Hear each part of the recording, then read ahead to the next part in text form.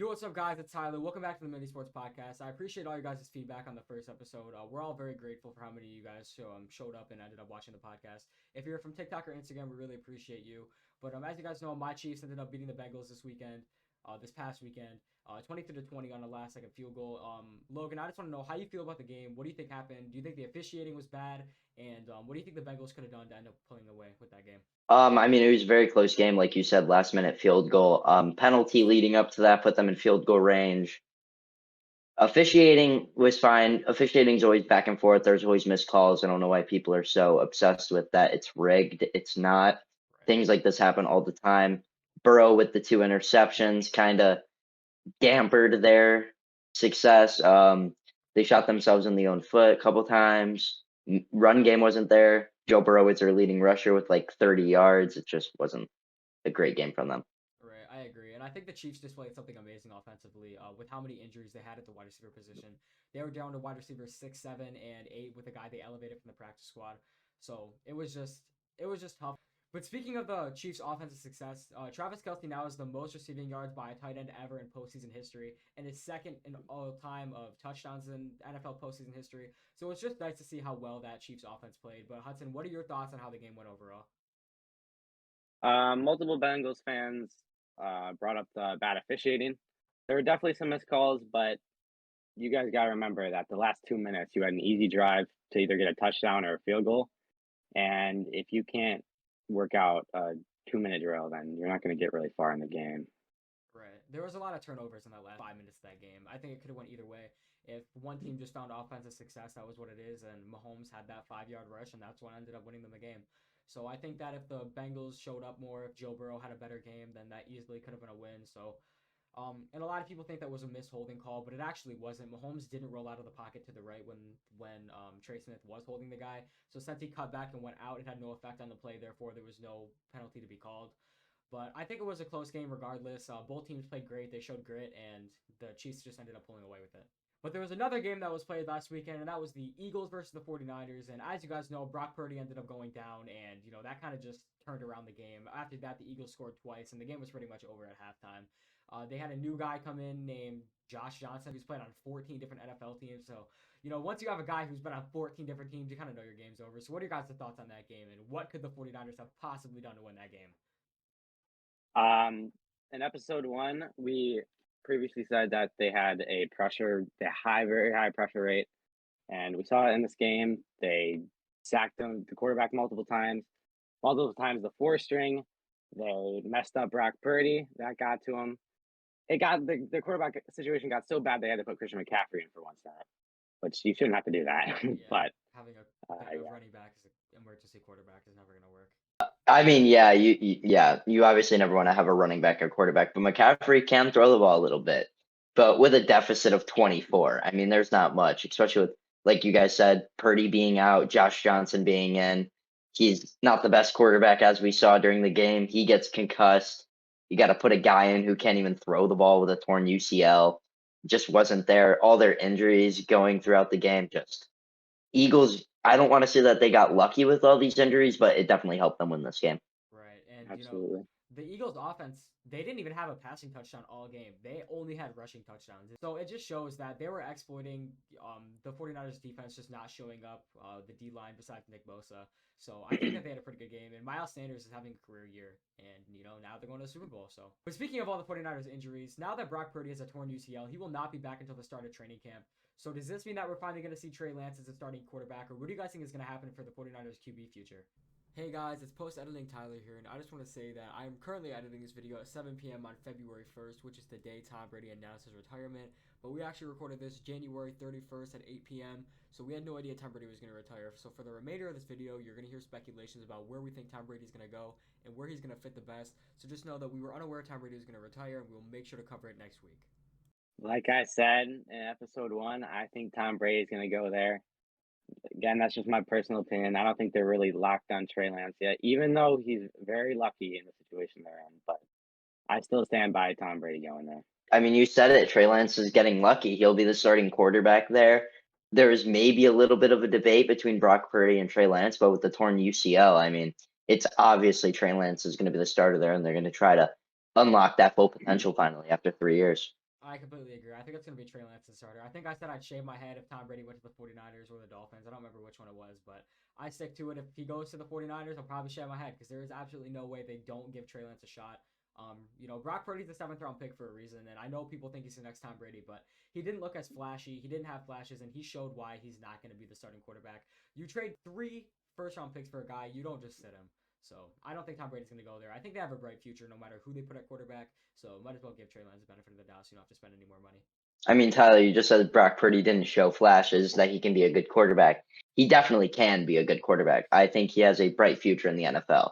He definitely showed flashes. Let's not discredit this because he got blown out by 24 and he got injured. I disagree. I don't think he showed any flashes of being an amazing quarterback. I think he showed flashes of being in the right system. Obviously, not every quarterback can play in the 49ers system. We've seen that with Josh Johnson going in. But he wasn't making any throws on the run that blew me away. He wasn't making any sidearm passes that were just out of this world. He was just doing what he was supposed to being in there. He's obviously capable of being a good backup quarterback and maybe being a low-end starter, but he's not some great quarterback that we're going to see develop high in the future. Hey, not every quarterback is Patrick Mahomes or Josh Allen. Not everybody's making those sidearm throws. When's the last time you saw a good quarterback like Joe Burrow making a sidearm throw? Exactly. He threw 2 picks in that game. It's not about the sidearm throws. It's just he didn't have anything that was unmatched that nobody else can do. He's not some great quarterback that can't be easily replaced with anybody else. I think there's 32 different quarterbacks who are better than him in this league, and he's not a starter. Well, I think you also got to know he got put in the right situation at the right time. They have one of the highest rated offenses. Right. I mean, you look at his weapons. He has George Kittle, Deebo Samuel, Brandon Ayuk, and Brandon Ayuk can be a wide receiver 1 on 10 different teams if you wanted to. He has including Christian McCaffrey. Yeah, and Christian McCaffrey and Elijah Mitchell. And one of the best O lines. Right, and one of the best O lines, and he has one of the best backup running backs in the league. Elijah Mitchell's great. So when you put someone behind this offense, they're obviously going to look good. If you go put him on a bad team like the Jets, whose offensive line is iffy, and with Breece Hall out, if you were to put him on that situation where Mike White shined, you're not getting the same level of production with Brock Purdy. I feel like you can put any quarterback behind a good O-line, they can just sling the ball. They're going to end with good stats. Because when you really think about it like that, when you have a quarterback who makes the NFL, they obviously have some talent. They didn't get drafted for no reason. It's not like they're an absolute bust unless you get extremely unlucky and they were just on some bad college team who played against really bad opponents. I just think that any quarterback can play good, given the right situation. Josh Johnson is just old. He's old. He's bad. It's different. Brock Purdy is young. He's younger than Tom Brady was when he went to his first Super Bowl, and I just think that it's pretty obvious that when you put him behind with all those weapons and that great offensive line, he's obviously going to show production. Speaking of young quarterbacks in the Super Bowl, Jalen Hurts is the youngest quarterback in Eagles history to make it to a Super Bowl. So with that being said, it's Chiefs in Philadelphia in Glendale, Arizona. Hudson, who do you think is going to win that game? I do believe Eagles are going to win, even though I would rather see the Chiefs win that game, but I mean, Eagles are just so much more complete. They aren't dealing with anymore. They aren't dealing with any injuries. Obviously, they didn't really see that they can throw the ball last game, but just so much versatility and so much more complete. Yeah, Hudson, I agree with some of the things you said. Yeah, I'm taking the Eagles too. I mean, Chiefs have a lot of injuries. We don't know who's going to be back, who's not going to be. I mean, they were down to their 8th string receiver playing their 3rd receiver. I mean, I got the Eagles in this game. AJ Brown, Jalen Hurts, Miles Sanders having a career year. Yeah, fly Eagles fly. I disagree with both of you. I think it's going to be a lot closer than you guys think. I know people are taking the Eagles by 2 touchdowns or more. I just disagree. I'm going to pick the Chiefs to win this game. I think America is 60% or 68% going with the Eagles. The Eagles are favored by 2.5. It's just ridiculous. I think that the Chiefs are a great team. You showed how much that game meant to them against the Bengals. And if you think they're going to go out there and play any less harder than they did against the Bengals, you're wrong. The defense played amazing. The offense played with their hearts out with their 8th receiver at wide receiver 3, like you said. And I think this team has a lot of grit and passion. And Andy Reid, going back and playing his former team, the Eagles are 0-3 since playing Andy Reid on the Chiefs. There's just no way that Andy Reid lets this game slip. The Chiefs are scary in the Super Bowl. We've seen them against the 49ers when Mahomes was still developing. And the only time that they didn't play good in the Super Bowl was against the Bucs, but that's because all their O-linemen were out. The O-line is not injured. The only problem is the receivers, but we're going to see some of those receivers back. I don't think McCole Hardman's going to play, but you got Kadarius Toney, who just hurt his ankle a little bit. They only pulled him out to be safe, and I think that this team is going to be fine. and they're gonna go in the Super Bowl healthy with L'Jarius Sneed and the defense back. And I see the Chiefs easily winning this game. I wouldn't say easily. I think you're a little bit biased. You're a little bit No, biased no, I don't think taking that, I but don't think easily. I just think that it's gonna be easier than a lot of people are thinking to the fact that they're gonna lose. I definitely think it's going to be a little closer than people like with the 2 touchdown bets. But you've got to look at it logically. They Right. have one of the best defenses in the league. They are one of the most complete teams in the NFL. Yeah, but Hudson, you're completely underestimating how good of a schemer Andy Reid is. He has gotten Travis Kelce open against some of the best defenses in the league that we've seen. And I just think that Andy Reid always has a game plan. The game plan against the Bengals was unbelievable. The defense balled out and the offense balled out. I just think that he has 2 weeks to prepare for this defense, and we're going to get some receivers open.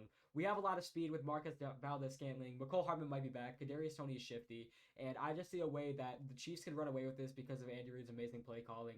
And I don't think this game is going to be ran away with at all. This game is definitely going to be close, but I have the Chiefs pulling it out just simply due to the fact that Andy Reid is amazing and has the second most playoff wins of all time. I think something that people aren't looking at enough is the defensive line. I mean, for both teams. I mean, Fletcher Cox in the middle, Brandon Graham, like Eagles have a great defensive line, just like the Chiefs do with Karlaftis, Chris Jones, especially their other defensive end. I think defensive line is going to play a huge part in this game.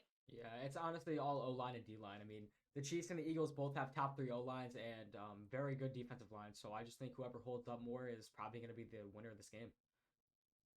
Previously, we did see the Chiefs struggle with scrambling quarterbacks though in the past. So I definitely think that'll also play a factor. That is true. The Chiefs do struggle against scrambling quarterbacks. I mean, they could barely stop Joe Burrow when he scrambled in the Bengals game. So that is probably something they're going to have to work on. But I'm sure they'll have a QB spot at least. Maybe Nick Bolton can play that role. He's been amazing in coverage and in rushing. So I just think that they're going to have a game plan for that. They know that Jalen Hurts is a scrambling quarterback. The one thing that we didn't really see against the Bengals was the Chiefs' run game. Isaiah Pacheco played good, but Jerick McKinnon did not have a great game, and Isaiah Pacheco only played okay. He was more better in the receiving game than the rushing game.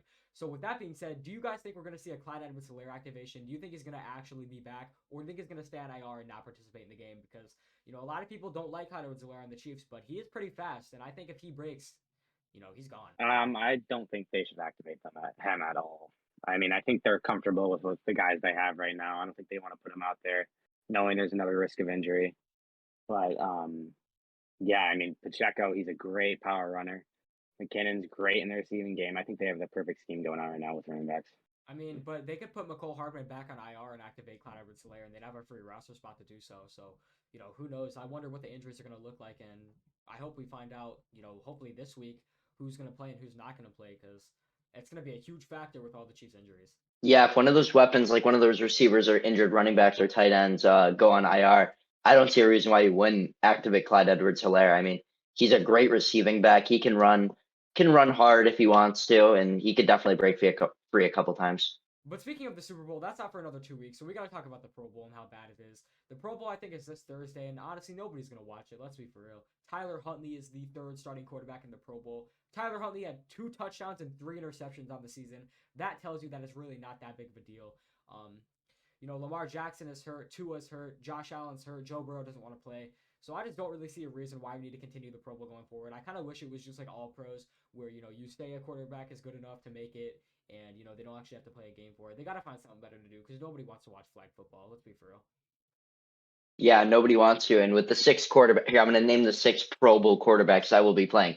Tyler Huntley, Trevor Lawrence, Derek Carr. That's for the AFC. The NFC is Geno Smith, Kirk Cousins, and Jared Goff. The NFC makes sense, but the AFC, I mean, Derek Carr's last performance in a Raiders uniform is in the Pro Bowl in a flag football game. His last throw as a Raider was an interception. At least he gets to redeem himself there. I don't know. I don't think it's good. I mean, I don't understand why he accepted the invite is my thing. Because he knows. No. Why would you want to go represent the Raiders in the Pro Bowl, dude? They're literally trying to trade you because they don't think you're good. He's not even going to be on the team next year. Literally. He should represent the Jets. Right. I wish he just had the NFL logo on his helmet. yeah, he's a free agent. Yeah, free agent. Who would, if Carr declined the invite, like you said, who would be in? Like, who would you put in? Dude, I don't even know. Sam Ellinger? Maybe like Mac Jones or like Bailey Zappi because I mean, hear me out. Bailey Zappe's also a backup quarterback, just like Tyler Huntley. And Bailey Zappe He's had a got way better better of a stats. season. Right, He's he got had way better better of a stats. season. So if you want to throw a backup quarter in there, throw Bailey Zappe in there. But I think don't they're know. just going off there's no reference quarterback that he made deserving the. after Lamar Jackson. I don't know. Everyone's Yeah. injured, I guess. Just Yeah. not a good I look. think they're just going off of him making the playoffs, really, like making the situation out of it and going to the playoffs. Yeah, and how it was more. close. Yeah, how it was a Yeah. close game. Yeah, okay. Yeah. Yeah, I get that a little bit. Not really. Well, what looks good for the Lions is now they have 4 Pro Bowlers instead of the only one, who is Frank Ragnow. They now have Penei Sewell, the best receiver in the league. Then they have Ahmad-Ra and Jared Goff. I'm really happy for Jared Goff because with all my bias aside, Jared Goff had a great season. He even had better stats than Josh Allen if you don't include the running game that Josh Allen has. He was a phenomenal passer after week 7. He didn't have an interception for multiple games. And, I'm just really excited for him to finally get some representation he deserved and for him to finally have respect. And I hope the Lions re-sign him because he fits very well there. And also, speaking of a team that got a lot of replacements, Hudson, your Bills got a lot of replacements.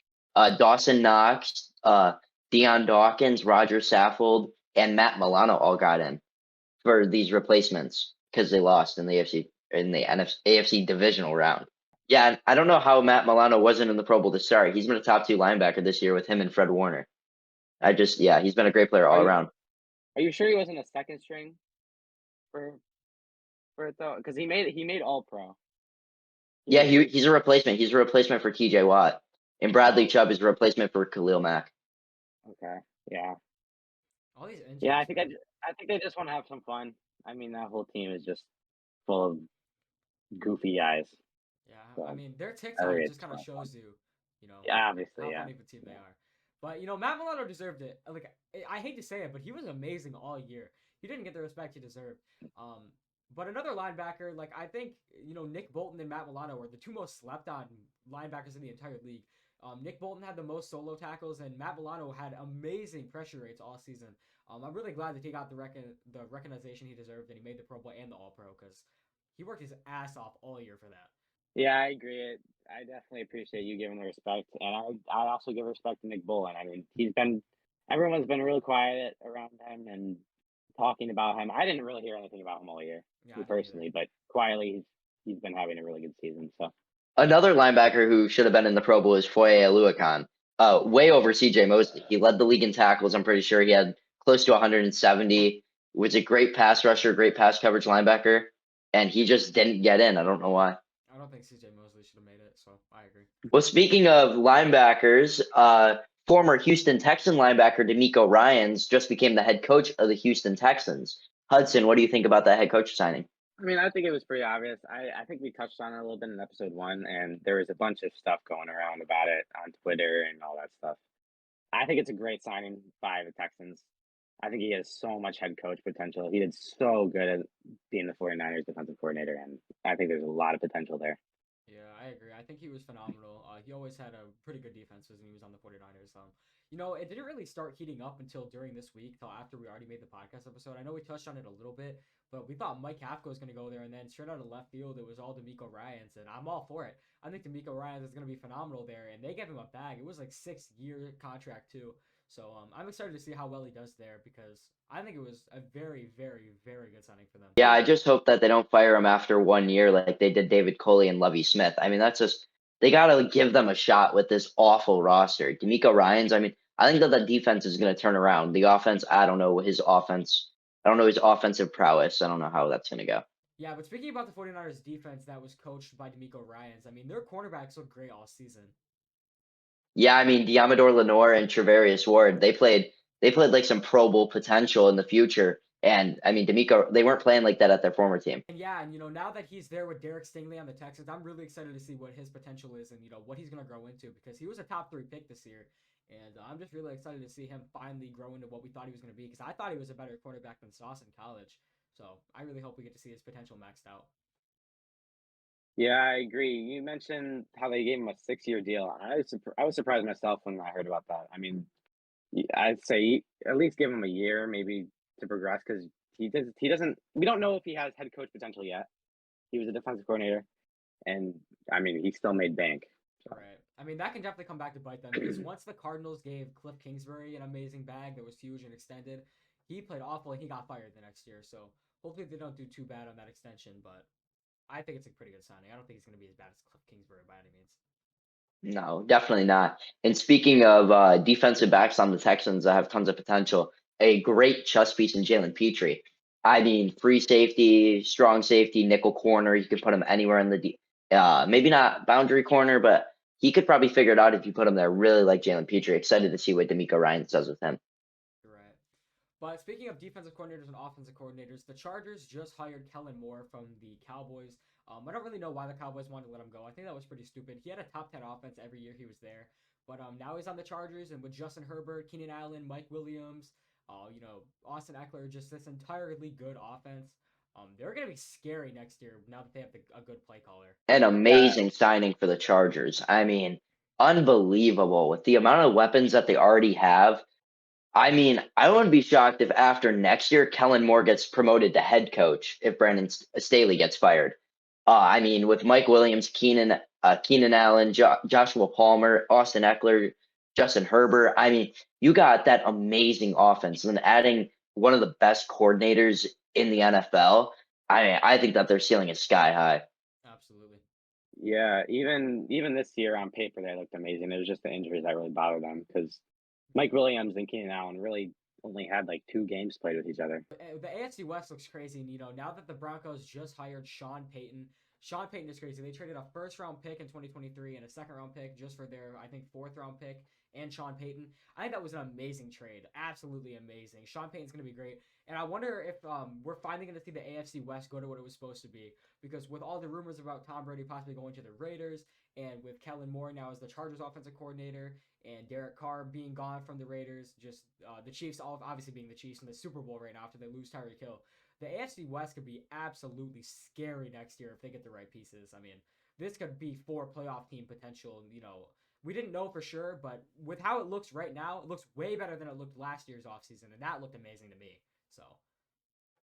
Yeah, I mean, the Raiders are already back to being the little brother of the division. I mean, I think all 3 teams have a higher ceiling than the Raiders. I'm not saying all 3 teams are going to be better. I'm just saying I feel like they could be better than the Raiders next year, even if the Raiders have a more talented roster, but I don't know what they're going to do at that quarterback position. Since once we were just touching on Kellen Moore, the other coordinator for the Cowboys, Dan Quinn, decided to stay for defensive coordinator. Hudson, do you think that was a mistake, maybe trying to get a head coaching job, or you think that he's good where he is? I mean, he's got a weird reason to stay too. He thinks they can win a Super Bowl there. I personally don't believe it. I think that was a stupid reason It's to their stay. year. It's their year, yeah. It's always their year. But I mean, I feel like he had potential somewhere else. I didn't think it was a really good decision by him. Yeah, I agree. I think he wants a head coaching job. I think that's what it is. I'm glad you brought that up, Logan, when you asked him, because I think that's what he wants. I mean, Jerry Jones said he wants Mike McCarthy there for the next 22 years, but there's no way. I mean, let's be real. Mike McCarthy needed to get fired 2 seasons ago. I think Dan Quinn as a head coach would be a phenomenal move for the Cowboys. He has a great defense every year. I think he had a good reason to stay if he gets a head coaching job. But if not, man, you need to go. Take your talent somewhere else and go actually win a Super Bowl, because that's not the Cowboys' year. Speaking of someone that isn't their year, the New York Jets. They signed new offensive coordinator Nathaniel Hackett. Kyler, you think that there's any chance that Rodgers follows the Jets now with Nathaniel Hackett? I do. I know that there's always Rodgers trade rumors, and I know that there's always Rodgers retiring rumors, and I know he played in Green Bay for like 20 years, but I think Green Bay is just fed up with him. He does the same party every year where he acts like he's gonna leave, acts like he's gonna retire. He puts on this huge show. He goes on podcasts and talks about a contract extension, but I think it's time. I would love to see him stay there. I mean, I know I'm a Lions fan, but I think it'd be good to just see him stay there, see him finish his career with the team he signed with, and that finally gave him a chance. But I don't think he's going to. I really think they are going to trade him for multiple first-round picks. The Jets really do want a quarterback that has veteran experience, and their history of drafting quarterbacks has been awful. I mean, Zach Wilson's bad, and all the quarterbacks they get in there are awful. So I really think he's going to go there. I think that they're going to be scary. The AFC is going to be stacked if Tom Brady and Aaron Rodgers both go into it. I mean, we are never going to see something like this again. Yeah, I mean, I agree. I think the Packers said themselves that they would move on from Aaron Rodgers. I mean, there was trade details potentially leaked, the multiple first-round picks. I feel like I mean the Jets are willing to give that up for Rodgers. I mean they want to win now. Absolutely. But I mean, following the Hackett thing, there was a bunch of rumors going on. The reason why Hackett went to the Broncos is because they wanted to get Aaron Rodgers. They ended up getting Wilson. Right. I feel like this is the same situation here. So hypothetically, if Rodgers, let's say that the Packers and the Jets really want to make a trade, the Jets really want Rodgers, the Packers really want to get rid of Rodgers. What do you think that trade looks like? You think Zach Wilson's in the trade? You think like No. it's just first round picks, maybe a player like the Russell Wilson trade? What do you think it is, Tyler? I think if the Jets really want him, but the Packers really want to let him go and have no other offers, I think it'll only be one first round pick. But if the Packers threaten to keep him, if they don't give up two, I think it will be two. It's in the Packers ballpark to get however much they want out of it because they can just threaten to not give him up and keep him there, and possibly work out something with him if not. But I don't think it's gonna be any players. I mean, maybe like a linebacker or something. I don't think like Quinnen Williams or anything. Like they're gonna keep these key pieces on the team. But I could definitely see. I think Zach Wilson will stay because Rodgers was Zach Wilson's idol growing up, and I think it could be so beneficial to Zach Wilson to just sit behind Rodgers for a year or two before he finally retires, and then grow into the quarterback that we saw at BYU. So I think Zach Wilson stays, and I think like a first round pick or two, depending on what the Packers demand. I think the multiple first round picks is a realistic trade. Yeah, I mean they want to win now, so might as well go for it. Yeah, I kind of hope Rodgers does get traded so we can kind of see what that trade package would look like. I mean, a 39-year-old quarterback, how much longer does he have? Mm-hmm. Um, the Packers would have to stick with Jordan Love at their quarterback unless they draft one. I mean, They like I mean, I don't Rodgers is I don't obviously know. confident in his skills. right. So He thinks he could win an MVP at a Super Bowl. So, right. but He ain't winning with the Jets. and not winning with the Jets, especially in that division. With Tyreek Hill Right. and Jalen Waddle No and shot. Tua, a healthy Tua, and then you have Josh Allen, Stephon Diggs, and whoever they decide to bring in. If Michael Thomas goes there or something outlandish, I don't think that's the right division to go to. But going to the AFC is not the ideal situation for him. But they said they will not trade him to the NFC. So I guess that's unless he wants to go to the AFC South and play for the Titans, that's probably the best decision he can make is going to the Jets. I mean, hey, maybe Devontae Adams and Aaron Rodgers are gonna reunite in green, but this time the Jets. Yeah, I mean, who knows?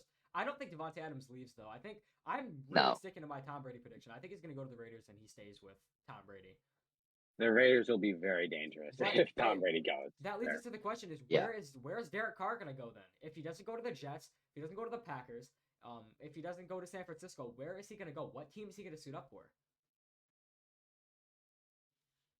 I mean, I'm still gonna stand by the Colts. I think he's gonna go to the Colts. I just feel like it's a Colts move. I mean, he's a veteran quarterback, like I said in episode 1. Veteran quarterback. He has experience. He's gotten his team to the playoffs. Yeah, Hudson. I don't really see him going to the Colts. I feel like they're gonna want to draft a younger guy, maybe Will Levis, C.J. Stroud, whoever they can get. Derek Carr, not sure really where he goes. If it's not the Jets, if it's not, well, he's not gonna stay with the Raiders. But maybe like the Packers want him. That's weird though. Titans maybe, but he's basically a glorified Ryan Tannehill. It's very tough. Maybe the Commanders. I could see the Commanders is where he's going. That's But possible. yet again, I like yet that. again, they traded for Carson Wentz last year, and Not that maybe they're trying to see something with him or Taylor Heineke. Sam Howell didn't play bad in his last game. Yeah, they did That say he that the Sam only game that he got to start. Right. But I'd like to see Derek Carr in a Commander uniform. It's just not looking good for him because almost every team is gonna have a starting quarterback with the draft and with all the trades going on. With the backup quarterbacks that look like they have potential, it's gonna be tough for Derek Carr to find a spot where he really fits. He's gonna have to QB battle somewhere, and I really wonder where it's gonna be. Well, Logan, you were just talking about the Panthers. So speaking about the Panthers, they just hired Frank Reich as the new coach. Do you guys think that was a good hire or a bad hire? I did predict it. I said maybe they do something stupid and hire him, and I don't know. What do you guys think about that? I think this is an amazing signing from the Panthers. I think the Colts letting him go in the first place was just a terrible idea. I think he had a bunch of potential there, and it's a great pickup for the Panthers. Yeah, I mean, if they were going to fire him, they should have waited till the end of the year.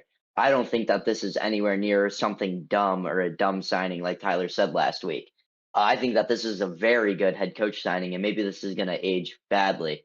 But if they give him time to develop this young team with DJ Moore, Brian Burns, Tommy Tremble at tight end, I think that this team could be scary with whatever quarterback Frank Reich wants. Yeah, well, I mean, you guys think it's a great hire, but personally, I'm a little skeptical about it. I hope he's good with developing quarterbacks because, they're gonna have to find one. I think there's been some trade talks about them trading up to the number one pick with the Bears to get a quarterback, and if that's what they do, then maybe that's what they got to do because this team is not in the right place right now. The Panthers do not have a good quarterback. The only thing they have is DJ Moore and Brian Burns and J.C. Horn. So they definitely need to develop a quarterback. I mean, my take could age like milk. I mean, it could easily spoil if Frank Reich has a great season, but I don't know. They also still have Matt Corral to develop, their draft pick from last year as well. I hope we get to see him because I like Matt Corral. He was high on my quarterback list coming out of college until he got injured. So I don't think they'll draft another quarterback this year. I think they're just going to try and develop him. And I think that they'll definitely draft a quarterback. Maybe not first round unless they trade back and maybe take Anthony Richardson or take Richardson at 9. I think that drafting a quarterback in the first round would actually be a big mistake. I don't think that they should trade up. I think that they should develop. I think that they should do something to what the Lions are doing, building up that foundation of the team and building up on top of the foundation. Yeah, get like an edge rusher, maybe Miles Murphy falls to 9, Brian Brees, like get some defense on that team. I gotta say, I agree. I completely disagree with you guys. That's crazy. I think that's crazy. I think that Frank Reich is definitely gonna influence the GM to draft a quarterback. There's just no way they don't draft a quarterback. They have Sam Darnold on the roster. They had Baker Mayfield, who they got Matt Corral for a reason. It doesn't matter, dude. Matt Corral couldn't play all season. They're not just gonna take the risk. They don't know what he looks like. They need to wait till training camp to see if he even looks flashy or not. He didn't play all season. He was injured. So I think that they're definitely if he looks flashy in fucking preseason, then he's starting. Okay, well they don't know. So the draft is in March, dude. So I think they're definitely gonna trade up to the number one pick and take a quarterback. Come back to this episode when it happens because they're drafting a quarterback in the number one overall pick. They're trading with the Bears, and I think they're gonna do it. I mean, there's already been talks about it. Frank Reich said he wants to, so they're definitely gonna get a quarterback in the first round, and I will bet money on it. Tyler, I didn't say that they aren't going to draft a quarterback. I said that they shouldn't. It's Hudson. Hudson, they're not going to draft him. That's a mistake to draft him. Yeah, but you said I don't agree with you guys. I agree that they're going to draft a quarterback. I don't think that they should. First round. You said that it would be a mistake. I think that they're going to, in my opinion, it would be a mistake to take a quarterback. But the Panthers are dysfunctional, and they're going to take a quarterback. The Panthers are gravity anyways. Doesn't matter. Exactly. Logically, they shouldn't take a quarterback. Okay. Logically, they should just wait for next year and draft Caleb Williams because they're going to have the number one overall pick and just take the best quarterback prospect since Trevor Lawrence. The Panthers' defense is good enough as it is to win them a few games if they just have an okay quarterback play. Let's be real. J.C. Horn looked phenomenal. Brian Burns looks phenomenal. The defense is okay. It's developing. They're young. They need a quarterback. DJ Moore is going to be off contract soon. He doesn't want to play there anymore. If you give him a reason to stay and give him a good quarterback, this team has potential in the future. You need to draft a quarterback now and give him somebody to pair with and make chemistry with for the future. This division, as it stands, is in shambles. Yeah, but I mean, there's nothing against sucking for a couple of years. We see teams tank for a couple of years all the time, like the Texans are doing. They're not going anywhere. Panthers are a way better team at their start of their tank than it's not really the start of their tank, but they've sucked for a couple of years now, ever since Cam Newton left. Ever since that Super Bowl, they've completely decreased. And yes, they do need a quarterback, but I don't see a reason to rush and take a quarterback unless you trade up to number 1 and take Bryce Young, or you trade up to 4 or 3 or 2 and get CJ Stroud. I don't see a reason that you would take Will Levis or Anthony Richardson. No, definitely not. Maybe Tanner McKee. Maybe Tanner McKee in the 2nd or 3rd round, or maybe Cameron Ward in the 4th. But I don't really see a reason to take, especially not an older quarterback. Will Levis has Josh Allen-like tools, but he's nowhere near going to be close to Josh Allen. And that might age bad, but I think it's going to age well. I just don't see a reason. If you're not getting one of the top 2 quarterbacks of this draft class, don't take a quarterback this year. But let's be for real right now. What do they have to lose if they draft a quarterback right now with the state of their division? Just with the state of the division. Not that the quarterback can probably not pan out. With their division, the Bucs are going to be awful if Tom Brady leaves. The Saints are awful every year because Dennis Allen sucks. Let's be for real. Dennis Allen sucks. The offense is bad. They don't have a quarterback. Maybe that's where Derek Carr will go, actually, the Saints. But that's beside the point. The Panthers are not good. They need a quarterback. The Falcons look awful. They've always Saints are in cap hell. What? Saints are in cap hell. No way they get Derek Carr. Okay, My bad. that's fair, but still, the Falcons look awful, the Panthers look awful, the Saints look awful, and the Bucks will be awful with how many contracts are expiring and TomBrady not being there. Why would they not want to go out of their way to win They almost won the division this year with Sam Darnold and a different quarterback every week. You need to go draft a quarterback now and take advantage of this awful, awful division while you're in it. I mean, that's what the Lions did. Yeah, why would you want to take advantage? You win 7 games, make the playoffs. Okay, now you get smacked by the Cowboys. Now you get smacked by the Eagles. You're losing in round 1. Whoever wins that division next year is gonna lose in round 1 unless the Falcons or the Saints or the Buccaneers somehow be good. Like, just tank, get the number 1 pick next year, draft Caleb Williams or Drake May if he declares, and that's your franchise guy. Don't take a risk on a developmental guy. What do you do if Caleb Williams doesn't declare next year? No. What do you do if Caleb Williams doesn't declare next year? That's the clear-cut number 1 QB next year. Let's get that out of the way. Caleb Williams is. He's gonna declare. He's gonna declare. What if he wants to use? There's no shot he doesn't. Why would you not? If he doesn't make the playoffs. Convince me why he wouldn't declare. If he wants a natty, why would he declare? Yeah, okay. People don't care about winning anymore. They get their NIL money. They play for 3 years, and then they go to the NFL. CJ Stroud almost didn't declare. He declared on the last day because he was thinking. Almost didn't declare, but he did declare. All right, Logan. You said speaking of cap hell with the Saints.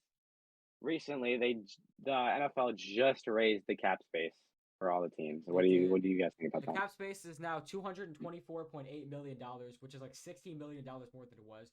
So, we're going to see more free agent signings this year, and we're going to see teams, finally take advantage of not having enough money or, making one extra move that could have helped them win a playoff game. We've seen teams have one position that cost them. So, maybe that's what they do to fix it. Finally having some more cap space. And, I know a few teams are going to definitely. Yeah, I mean, with this upped cap space, you have teams like the Bears who already have like close to $100 million of free agency cap. Falcons have 56 million. Bengals have 44. Like all these teams are going to have so much more money. Even like teams in the negative, like the Jets are going to be out of the negative. The Steelers are going to be out of the negative. Cowboys, Panthers, Dolphins. All these teams are going to be out of the negative, and maybe they could actually sign somebody on a cheap deal if they want to come to a good team. And I think teams like the Bengals are going to definitely succeed from this because they got to pay Joe Burrow. And having $16 extra million to do that, it's pretty much just giving Joe Burrow a deal right there. They also got to re-sign T. Higgins. Yeah, but I think he's going to get traded this offseason. I definitely think so because that'd be a good landing spot. I mean, he seems like he'd be like a fun like Bears receiver, maybe Patriots receiver. I'd really like him getting traded. Yeah, get him out. I would love to see T go to the Bills. Nah, absolutely not. Yeah, obviously. Yeah, bro. I'd love him on the Seahawks to be our receiver 3. He's a chief. Let's just all be biased. Bye, Juju. T. Higgins is a chief.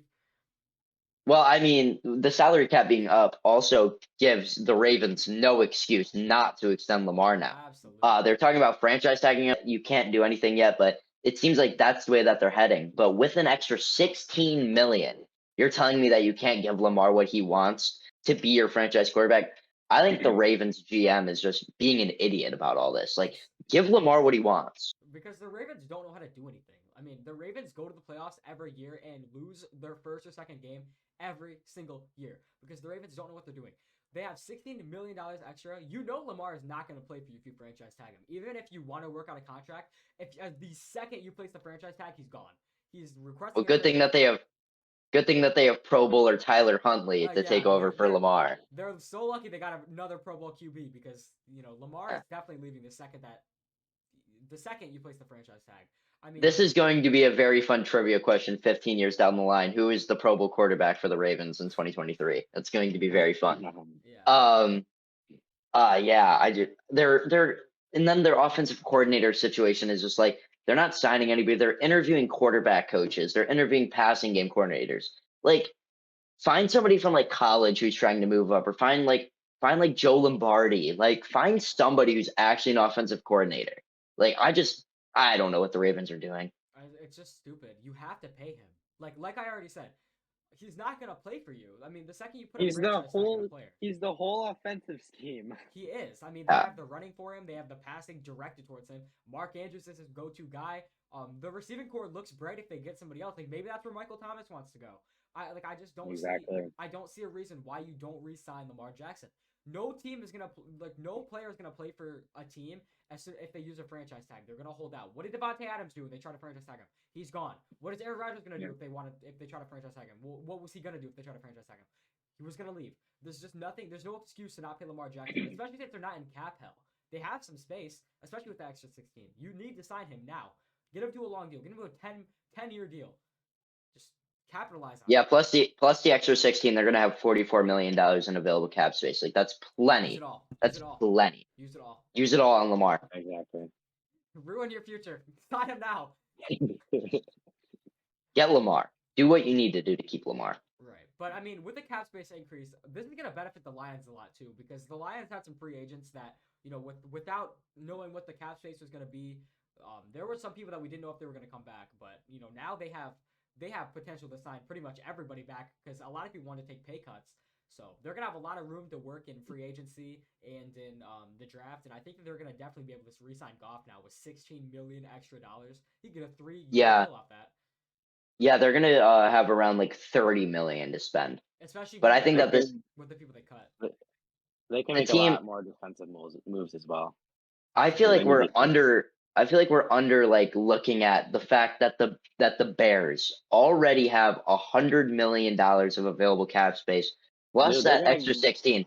That's like more than the next closest. That's insane. I will not lie. I am worried about the Bears next season. Well, we already talked about how the Bears have over $100 million of cap space, but with all that money, who are they going to sign? I mean, there's a lot of wide receivers, there's a lot of corners, there's a lot of running backs. I mean, maybe they get Saquon or something, because I think their starting running back David Montgomery's contract is going to end soon.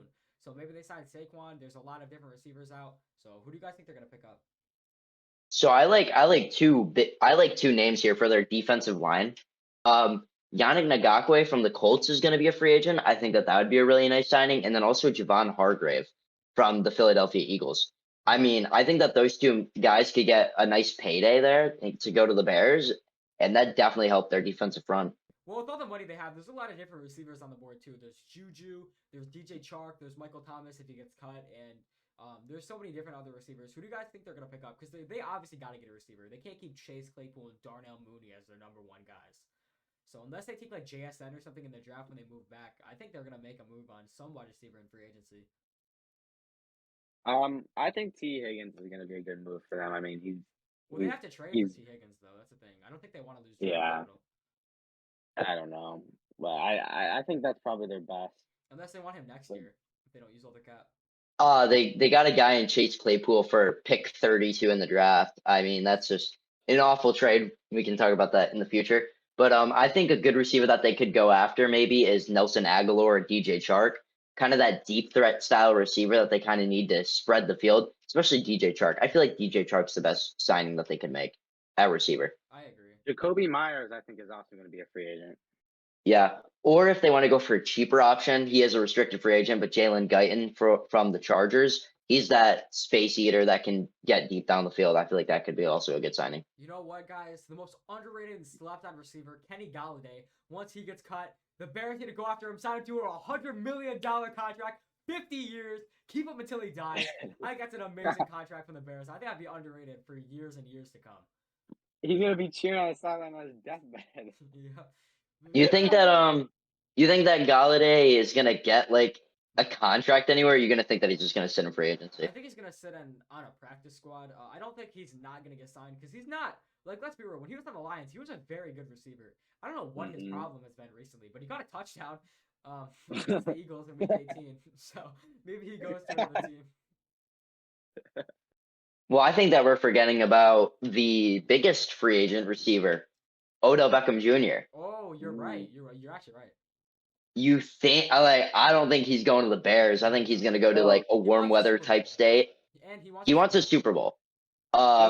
Chargers maybe? Chargers, Bills, Chiefs, Rams again. Seahawks. Cowboys. We said Super Bowl team, not miss the playoffs team, but yeah. Hey. Another team that OBJ could go to if they re-sign Lamar, the Ravens. I feel like we mentioned them for a different receiver earlier, Michael Thomas, but I'd like OBJ there. Him and Lamar, they're very active on Twitter. They could have Twitter battles on their own team. So yeah, especially and Marlon Humphrey. He's also always active on Twitter. Yeah, and Marlon Humphrey. they could beef with Kayvon Thibodeau and Joe Staley. Oh So no, don't forget, dude. Thibodeau doesn't know who they are. yeah. Yeah, I definitely see Odell going to some warm weather and Super Bowl winning team. Like I could see him going back to the Rams, or I mean, I don't know. If he wants to go to a warm weather place, he's not going to the Bills and he's not going to the Chiefs. So he wants the Super Bowl.